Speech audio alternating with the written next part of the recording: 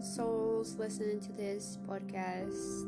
Welcome to another episode where we discuss everything about healing, developing, and expanding ourselves to our full potential.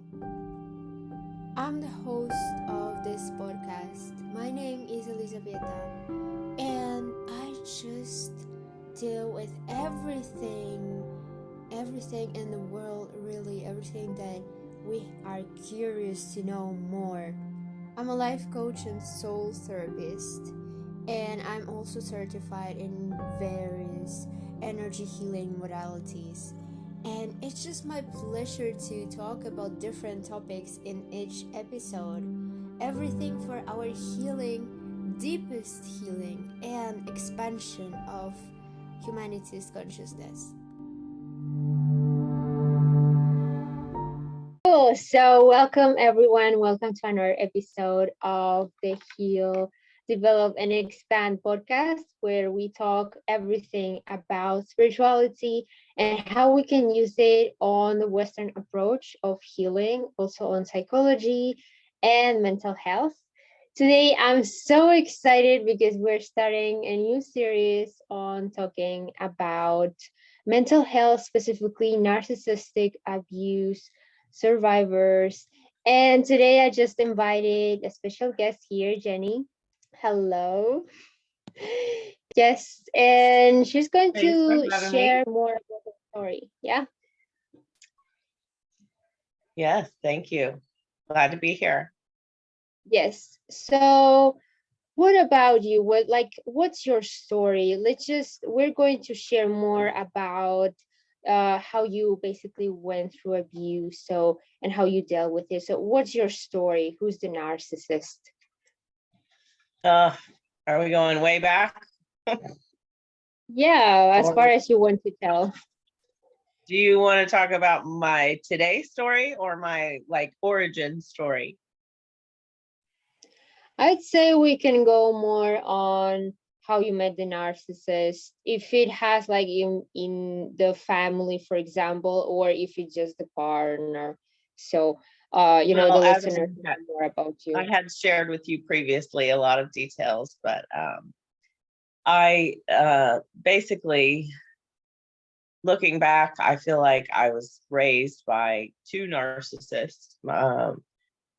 My mother was more of an empathic type narcissist, and my father being more the standard abusive type or self-centered type of narcissist. So very, very young, probably before I learned to talk, I was learning how to navigate and manipulate my way through a very volatile household. So I kind of formed my personality in response to narcissistic abuse. And, that turns into a lot of things like people pleasing, perfectionism, hypervigilance, ultra independence, and then, myself, it wasn't until many years later that I went on to question whether those were really traits of my personality or whether they were just formed as part of my personality through dealing with, trauma on a pretty regular basis as a child. Yeah. But, I've experienced it in pretty much all my relationships throughout my life. Friends, bosses, coworkers even.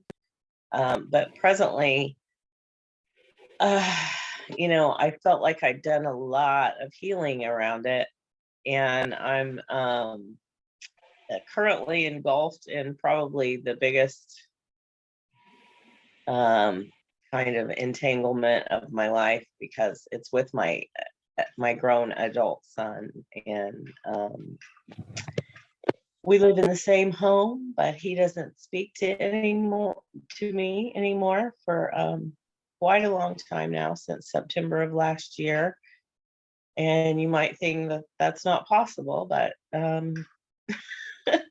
he lives on the upper floor and I live on the lower floor, and he just avoids me. And there are a couple of shared areas, but he seems to take great lengths to make sure that we don't meet up by accident. So I know that he deals with a lot of issues of his own. His father was never part of his life. And then he went on to become a Marine. And, as we all know, the men who enlist for service, or they can sometimes be negatively impacted by that, or, not properly reintroduced into civil life, or I don't know how to, they train them for war, but they don't train them for peace. So he struggles, I think, with, relationships in general and ours in particular. But, I'm his mom. I love him with all my heart, but I realize he's an adult and he makes his own choices. And I have to choose, my own life over making some sort of maternal sacrifice in the name of love, but it just doesn't work that way. So I described it as being in the death throes, because I felt like I have dealt with every type of narcissistic situation you could imagine in the past, but this has been and continues to be the toughest one. So. Yeah. And you mentioned about having, an empathic narcissist like your mother. I think we call it usually covert or vulnerable narcissist. If in your case, your mother was usually playing the victim many times. Yes. So you mentioned that you were the oldest of two children, if I'm correct. I'm the oldest of two oldest, which I've always thought was interesting. And I'm not, I did read the birth order book at one time, but I don't remember what exactly that, but I just think it's interesting because I know that there are certain personality traits that come about because of birth order in the family. So I just thought it was interesting. Yeah, and talking about, the dynamics with your siblings and your family, was there any manipulation tactics that your mother used, like to make you fight against each other or something? Absolutely, but it was more, my mother was more like kind of protection mode. Like everyone was kind of afraid of my dad in the house, everyone in the house, including my mom. So she would be more like, well, she would use him as a threat, to get us to behave. But she didn't really want to have to do that, Yeah. It was really kind of more just using it as a threat, But I think I mentioned to you on our call about how I kind of view empathy and empaths and narcissists kind of on a spectrum. I feel like experiencing trauma in life puts you on the spectrum, and then whether you are more internally focused or externally focused is kind of what determines which way you go. Yeah, that's so interesting. But it definitely, trauma has an effect on us all. We can't go through it and not be changed in some sort of way. So it's what you do. It's what you do with that, I guess, afterwards that matters, and that really ultimately determines the course of your life. We can all choose to be a victim of something. There's plenty of things that are going on that can sidetrack us or get us, completely off track. But we always have a choice to I don't know, make a different determination for ourselves. We don't have to just follow along with what's dictated to us, you know. That's true. That's very true. And with this insights, I just got into mind that you were, so used in a way that many survivors are in this narcissistic abuse. But I think that the listeners, and especially if there's a survivor listening to this, so they would appreciate how you dealt, like, how did you know that you were around narcissists? And more or less, if you remember, if you could share, like, when did it happen? What was your breakthrough that you knew that you were around narcissists? Oh gosh, I don't, I don't know if there really was a, well, there was a breakthrough, but it was I was head over the head with it, really. I mean, I had Mm, been aware and was aware, and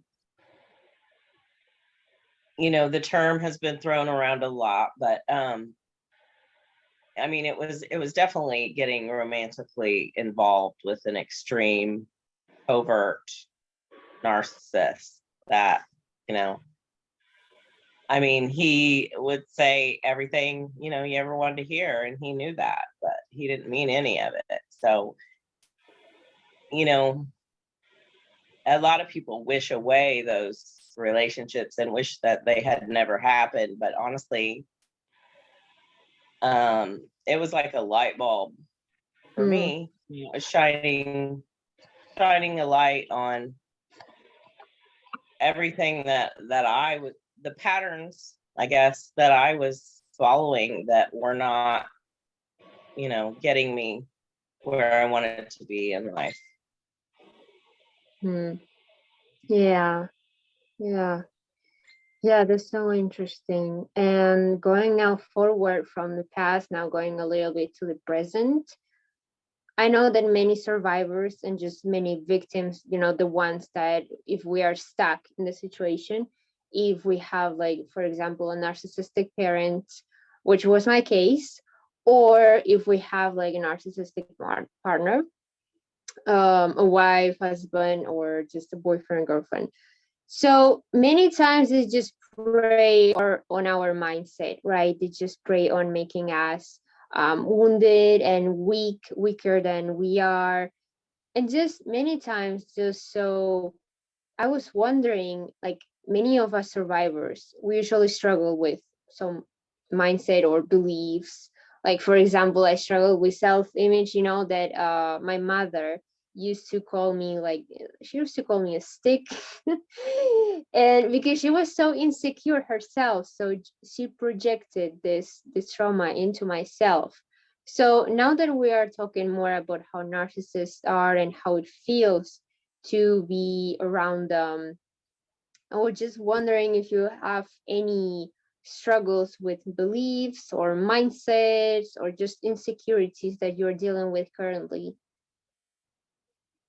Well, I tend to be an overthinker myself, so I kind Hmm. of, you know, that's kind of my issue. I get a little inside of my head, and I like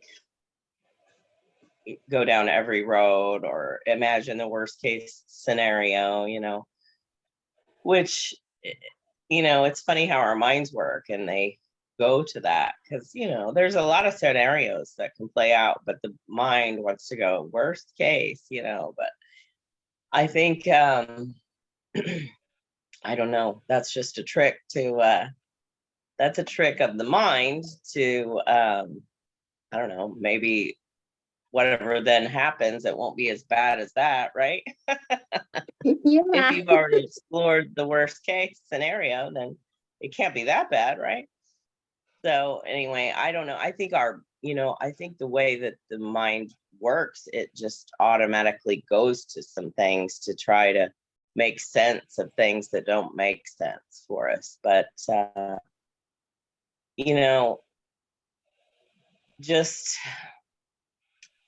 I think that when we're raised in a toxic environment like that, and we don't even really learn how to authentically relate to people, like we don't come from a place of just wanting to, share information or connect. We're coming from a place of how do I make sure I'm safe, right? And Exactly. that's always the primary concern. And it kind of puts you on the defensive, which is, not really where you want to be, because life serves up what you're expecting. So if you're expecting trouble, you're going to find it. Right. Yes. Honestly, I think I don't think that there is a magic pill or a magic therapist or a cure, anything. I think that each and every person has their own path that they have to travel down, and, very personally make sense of the things that have happened to you. And, because only you have all the facts of your existence and all the contributing factors that have, you know, made you who you are, that have given you the outlook that you have today. I mean, nobody else has that. Literally every other person walking around is looking at things from a different perspective than you. And Mm, so you have to consider that what was or may have seemed like a curse in your life, or a tragedy or a trauma that you had to recover from, had it not occurred, you would not be who you are right now. So it's an interesting, juxtaposition. Like, we want to wish away the bad things that happened to us, but that's actually what made us. So, ultimately, for myself, what I've had to do is just learn to, um, take the good and, um, yeah. learn what I can from the bad parts, and do my best, to navigate around them in the future, but not living in fear, because that's not really living. Yeah.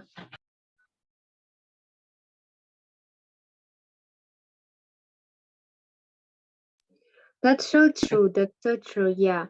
And I have 2 points. Like, I wanted to more explore and go deeper into detail on what you said. I think, first of all, I think it's really interesting that you mentioned that when we go to the open world, from abuse, we come from a place that we just want to be safe. We just want to feel safe, right? So it just reminded me when I was searching for a place to rent, for a place on my own, I just wanted to escape from my own home, just home, because it's not really one. So I was just expecting literally everyone to just lash out at me, yell at me, or just be super resentful and, aggressive, because this is what I was used to.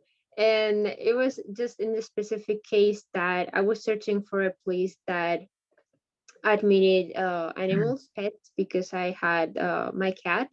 So I wasn't obviously going to leave her alone in that place of mad people. So obviously, I was just expecting people to just be super like, no, we don't admit pets. No, things like that. So it's so interesting that we just go from a place of just chaos and wars, and we just expect everyone else around us to just be angry with ourselves. And this is not the case. And I was so shocked to see, like, oh, people are so nice. Oh my God. Yeah. It reminds me of that quote that says that it's better to be a warrior in a garden than a gardener in a war. Right. Yeah. So That's I don't so know. true. I mean, That's we so have true. to, prepare ourselves for what might come in the best way that we know how, but I think that we want to live in a garden, not a war, right? So, I mean, we can be the gardener, but we have to train like the warrior. Yeah, that's so true. Yes. And then the other point that you mentioned, that taking the good from the bad, and this might be quite ironic, in the mental health community, but I really think that coming from abuse, it just highlights like our positive qualities. It really makes us, for example, resilient. Like we just go from surviving every single day and just waiting for that moment that we're just going out. It really makes us so strong. And the empathy, the ability to understand others, not in a codependent way, because there's like this empathy where we use it to people please others. But empathy in a way that, for example, if you're a healer or a coach in the industry, so you use your ability to understand others to offer, better solutions, better approaches to solve anything. So I think that, yeah, definitely we need to take like the good from the bad, just squeeze it. Yeah.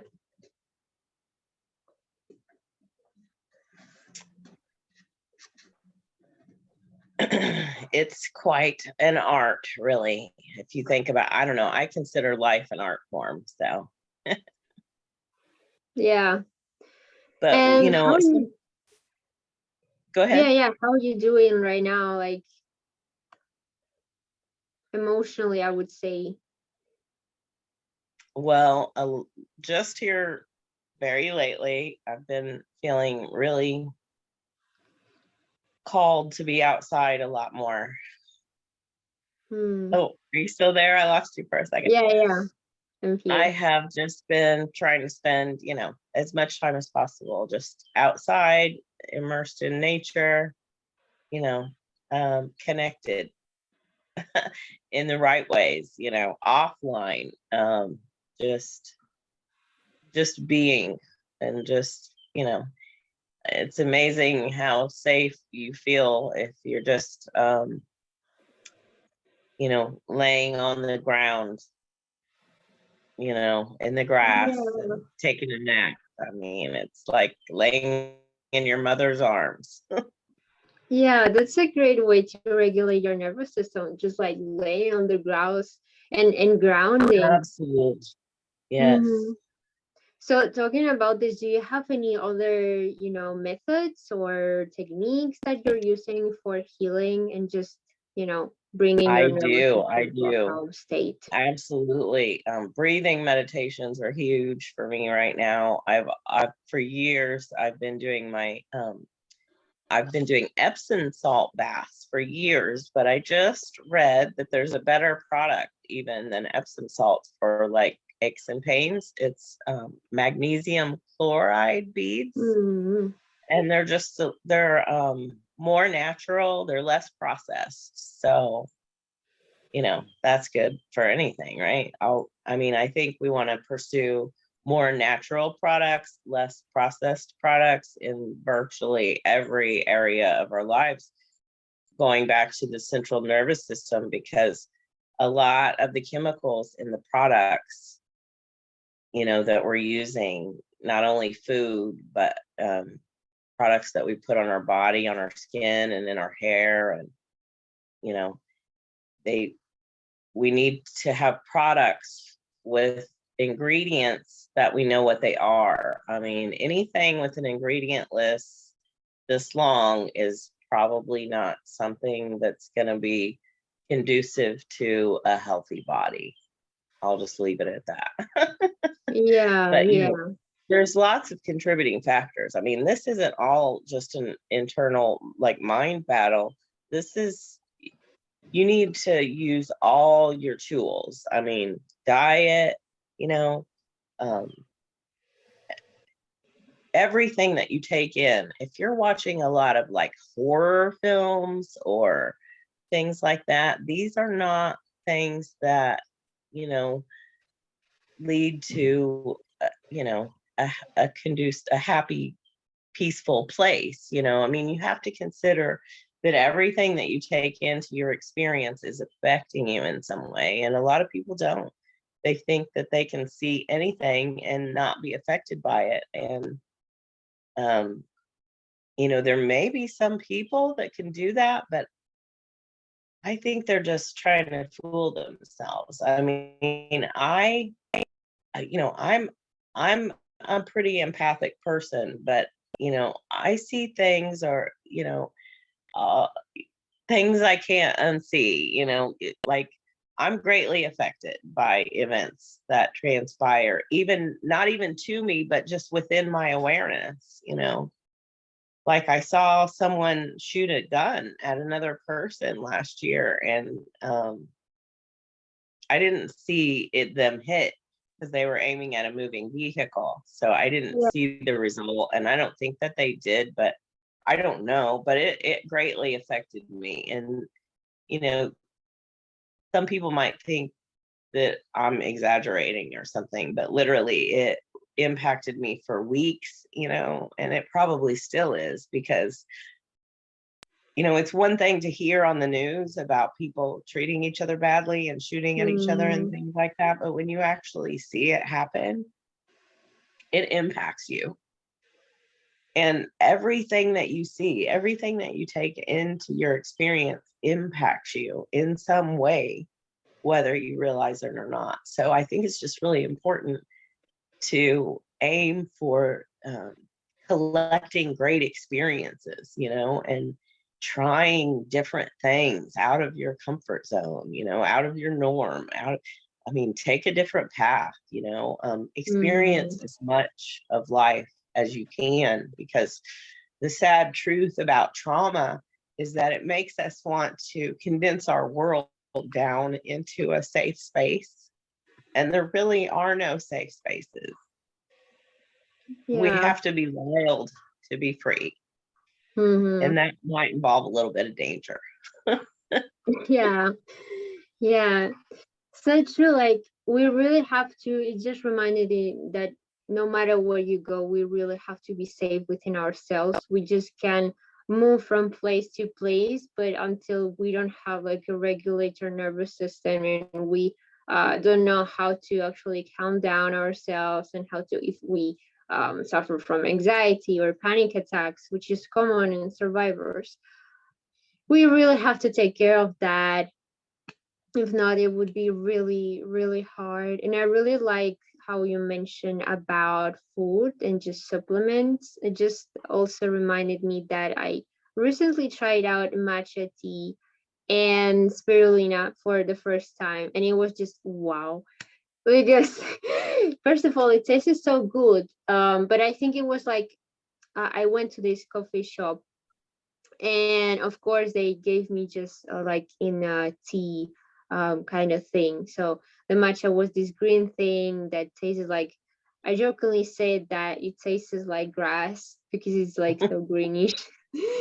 Yeah, and the spirulina was blue. It was, I call it this like the aesthetic drink, because it was like this light blue, and it was so nice. Then people told me that usually it's not, sweet, so I guess they added sugar. But I really I recommend it. mean, Yeah, I really recommend it for if you're, healing from complex PTSD, and you suffer, from anxiety, because it has lots of antioxidants, vitamins, and just makes you re-energized. And yeah, yeah, that's basically so interesting. yeah, I've um been taking a spirulina chlorella supplement for years, but I've there's just a lot of um, again, we don't want to live in fear, but there's a lot of things in the news nowadays about how they're tampering with food. And even mm, I've heard that they were tampering with spirulina and chlorella. So you never know what to believe, but you just have to you definitely can't just trust that everything is what it says it is. You have to do a little bit of research. You have to make sure you're getting your stuff from, reliable sources that are using quality ingredients, because sadly, everyone is not on the up and up, even everyone in the wellness industry. It's a terribly abused, industry, because they will say that they're using certain ingredients, and they'll use subpar ingredients that don't really have the same, effect that you're going for when you seek out the product to begin with. So you have to use discernment more so now Yeah. than ever. Yes. And talking about, supplements and food, how's your relationship, with coffee and anxiety? Because personally, Uh, mine, it was so bad. Like I struggled with anxiety. I remember fainting then, but that's a different story. But just I was so anxious, and I constantly remember just drinking coffee to stay energized because lack of sleep and whatever. And then I just realized that coffee actually made my anxiety worse. Like I felt worse with the I anxiety. So I just you dropped it. I've had a struggle with coffee myself. I've actually quit it in the Mm, past completely, or down to opting to have it once or twice a week. yeah. But I've been weak, and I've kind of allowed myself to get caught back up with just trying different creamers and things to add to it. Anyway, I've gotten back, and I'm drinking too much coffee, and I'm noticing, like, I can notice my heart racing, after I've had a cup of coffee. So I'm in the thick of it right now. I'm trying to break that addiction again.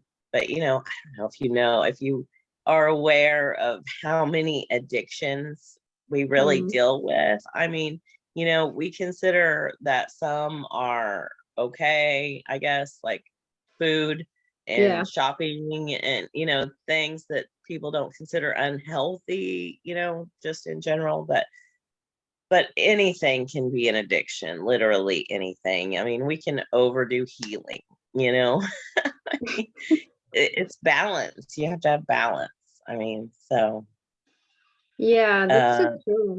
I would venture to say that everyone is addicted to something, whether they want to cop to it or not.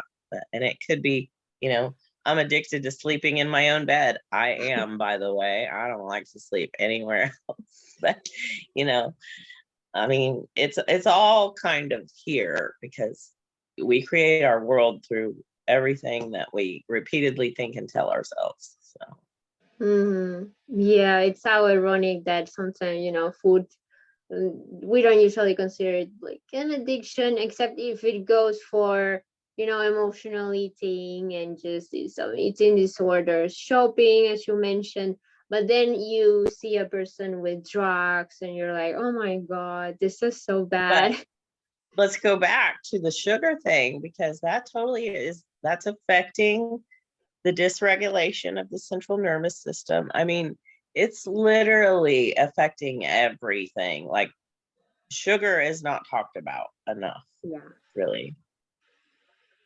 It's Yeah. a huge problem for a lot of people, And I noticed including that. myself.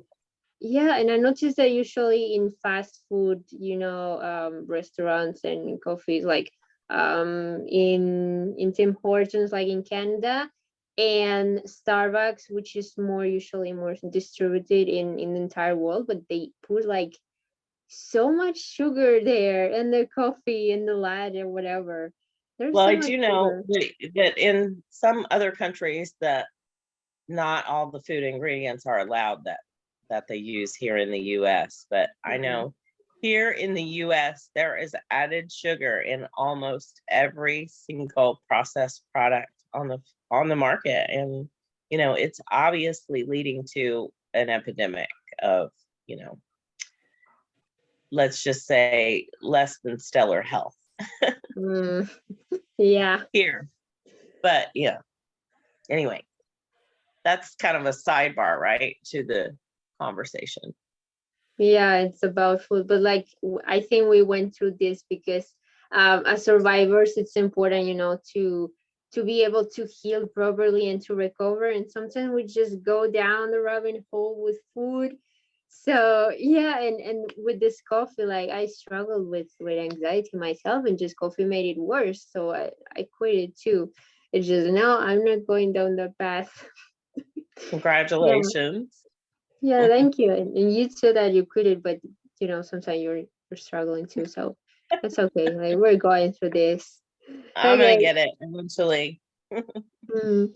And do you have any other, exercises that you do? Because I remember you mentioned the salt baths that you do and that you have like for relaxation.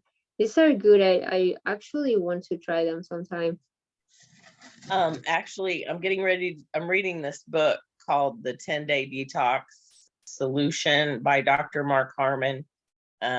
He did the blood sugar solution. Some people might be familiar with it. Anyway, and it's so interesting because as part of his 10-day detox, he does an Epsom salt bath every night. So I thought that was very interesting. So it's a huge tool. It's a huge detoxing tool. And, not only that, but it's good for like aches and pains too. And it's just generally very relaxing. I love to lay in the bath and, sometimes I will scroll social media, but ideally I will do like a guided meditation while I'm lying in a salt bath.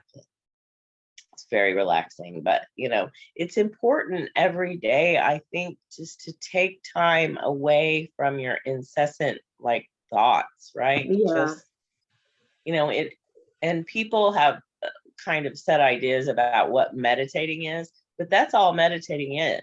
Meditating is stepping outside of incessant thought. It's recognizing that you're having a thought and then letting it fade. And then if you have to do that 47 times to get to a quiet space for 2 minutes, then that's what it is. But it's people think that they don't have time for it, or that it's a luxury that Mm. they don't have time for, but it it is a luxury, and it will add luxury to your life if you take the time to sit with yourself for a few minutes, especially if you do it outside on the ground, connected to earth. Yeah.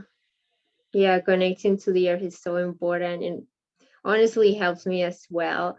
Like, I don't know if you do this, but just putting our feet on the ground, like barefoot, it's just Yes, so good and absolutely. so calming.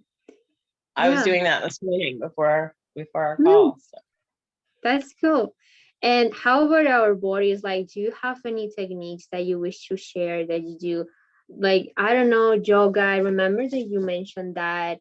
Yeah, And yoga's I, huge for me. And for, everyone wants to say, "Oh, I can't do yoga. I'm not flexible." Well, that's why you do the yoga. You don't do it because yeah. you're flexible. You do it because you're inflexible. You need to become more flexible.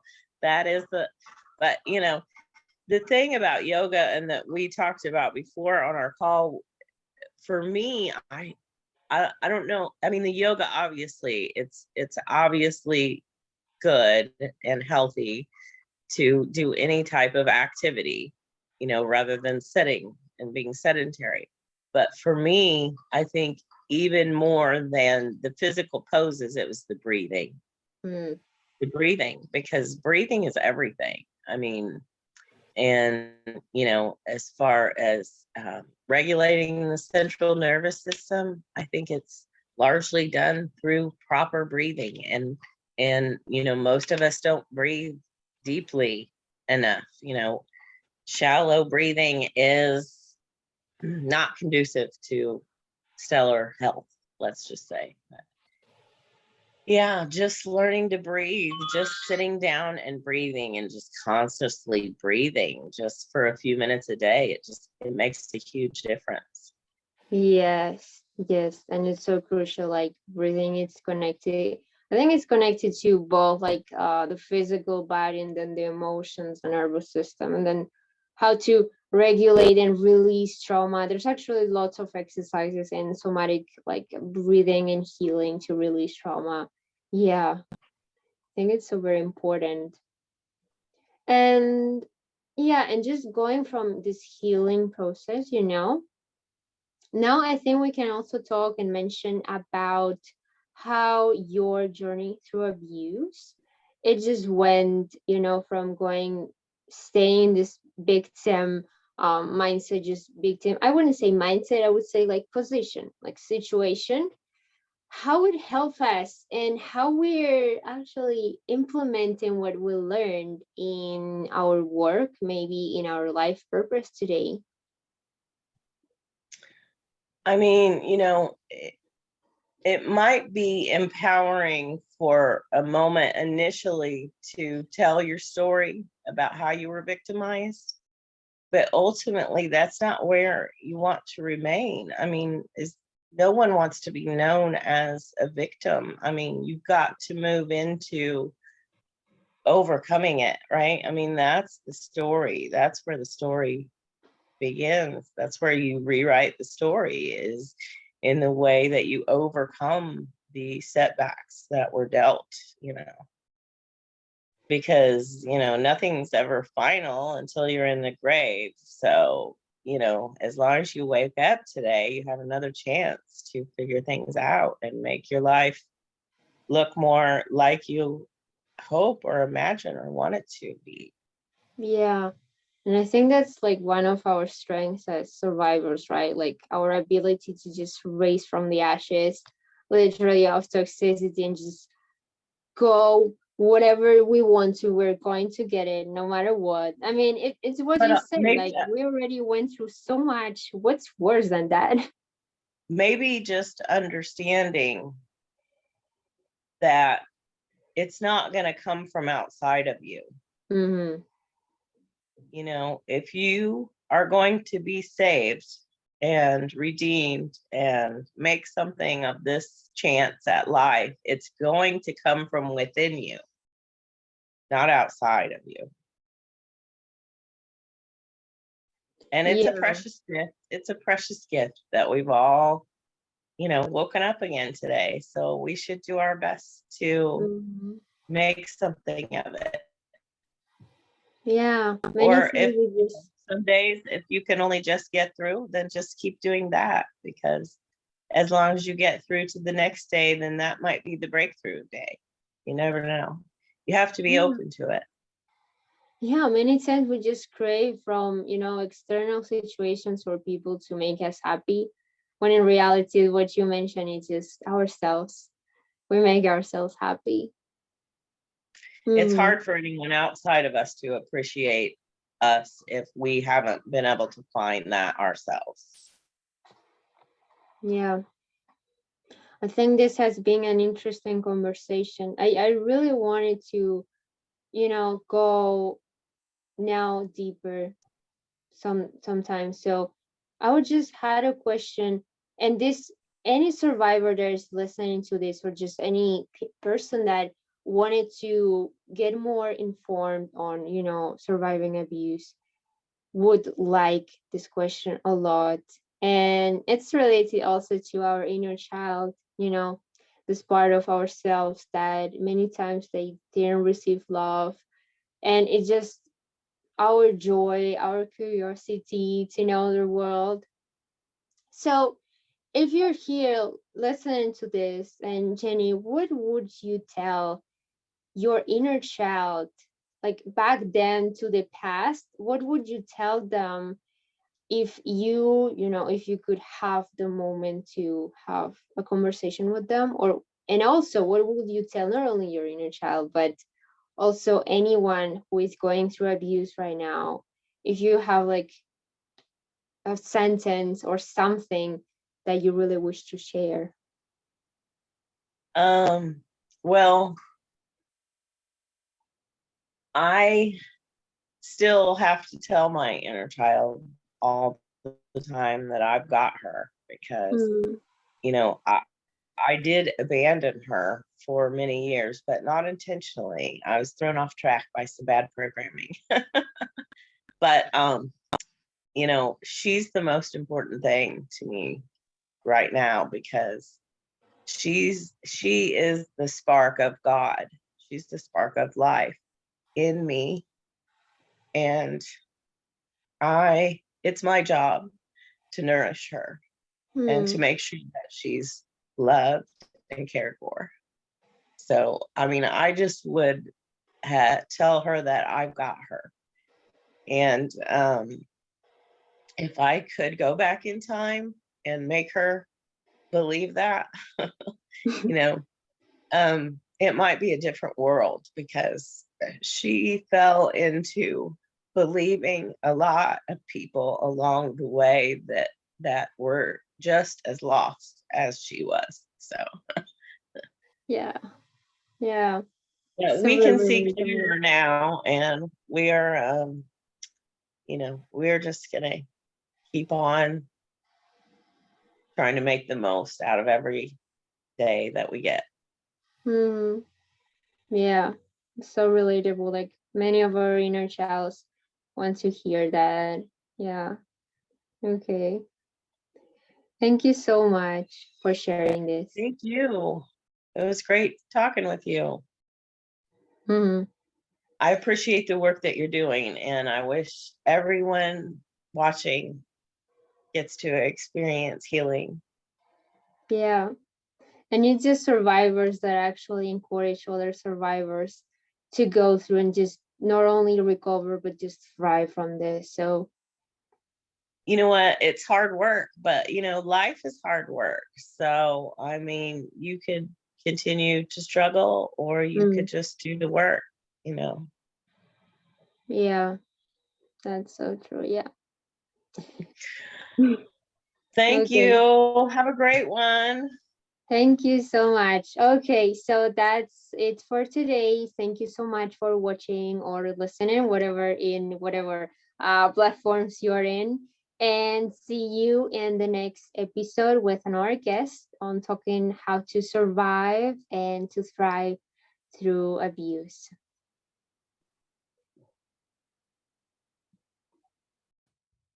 Thank you so much for listening or watching to this podcast. Don't forget to save, download it, and follow the podcast for more updates, more healing, development, and expansion, and definitely more podcast episodes on healing and thriving from narcissistic abuse.